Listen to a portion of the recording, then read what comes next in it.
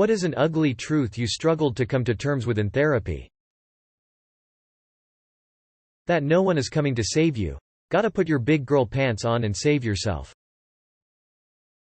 That my parents, mostly my mother, are emotionally immature and abusive. It was so normalized my whole childhood. I knew they weren't great parents, but I didn't realize the amount of trauma I experienced until it surfaced in therapy. No one owes you love. Even if they've said they loved you before, people change, feelings change, it happens. It's a hard truth. Even though there will be friends and family around, I am still an individual, and I need to start accepting that being alone is good. Being alone doesn't need to feel lonely. Sometimes you will never get an answer to questions you have, no matter how insane it drives you, and you just have to move on. I will never get the approval of my parents. That I have developed codependency and it has pretty much wrecked how I view my relationships and how I act towards myself.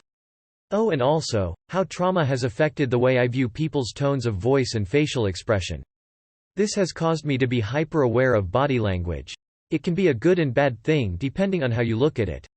I can easily pick up when someone is uncomfortable, not saying everything they mean to, or keeping a secret, lying, etc. But it also makes me overthink and overanalyze. Haha. That I didn't have good models for a healthy relationship growing up and my tendency to enter long-term partnerships with bad men and people I wasn't compatible with because I was just going with the flow, was ruining my life. I date men just like my dad. Lol. I read this in the sense of your dad is gay, and I was so confused why you would struggle to come to terms with that. Then I read the replies and realized that wasn't what you were saying. That I water red flags so they can grow into beautiful disasters. I am my own worst enemy. That my parents emotionally neglected me. More and more memories of how what I needed was so lacking keep coming up, and it hurts to accept that they either didn't care or didn't have the energy for me. Medication will not make me better, it is just there to help me keep going.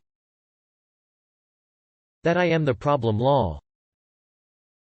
The reason my mean friends from 13 still affect me today isn't just because I struggled to get over it, but because everyone in my support circle, family, other friends, etc., didn't believe me or made it feel like it was my fault for not telling them until after I left that friendship. I can't afford therapy, but I came to a realization as a parent. Everything I do and say has an impact on my kids. How the behaviors that my parents did to me are not good, and I was doing them to my kids, and I never wanted them to feel the way I did growing up. So I had to change, and now I can proudly say my daughter has gone from being scared to talk to me, to being her best friend and not scared of telling me how she truly feels. I'm so proud of her and myself too. I'm not in charge of other people's feelings, even when they feel bad because of my actions. I.e., my dad being disappointed that I'm not pursuing higher education, or my mom being sad because I won't let her track me anymore. Had a therapy appointment today and cried because of this. I have to do what I want to do and find happiness in that, instead of doing what everyone around me wants me to do, even when me not doing what they want hurts them. That I have to put in work to heal the trauma caused by someone else. I wish we could send them an invoice. That I have PTSD because my life has been full of trauma. Felt terrible when I first heard it. Surely the trauma label must be for people who had it worse than me. Feels much more realistic and objective now that I've been treated by a therapist who specializes in PTSD. Yes, what I went through was trauma. And yes, it left its mark on me. That I don't do nice things for others because I'm a nice person, but that I do it in a self-serving manner to keep myself safe. Growing up I worked tirelessly doing nice things for my alcoholic mother so she wouldn't hurt me, and now as an adult compulsively I do nice things for others so that I won't be rejected by them. That I may be a lesbian, not just bisexual, but I really don't want to be, because then my family won't come to my wedding and life is just generally harder for a queer person with unaccepting parents. Upside down face edit. Still don't feel like I've fully come to terms with this one, just admitting it to myself was hard enough.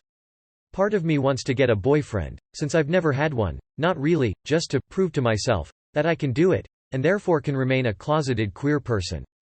which is deaf and unfair and shitty mindset towards myself and any future partners I may have, but oh well. Baby steps lol.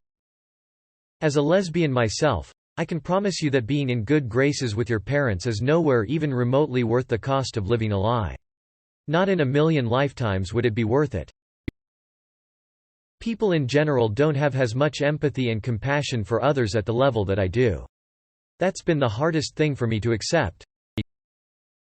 That my parents were emotionally abusive, and that my emotional regulation and anger management issues stem from being raised in an emotionally reactive household.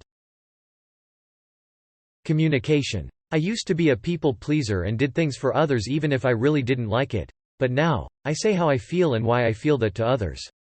They won't know what you're thinking until you tell them. That if I want to heal I have to stop seeing myself as a victim. Yeah, some bad shit happened, but I can't carry that and let it affect other people because I've victimized myself and am waiting for someone to come to my rescue.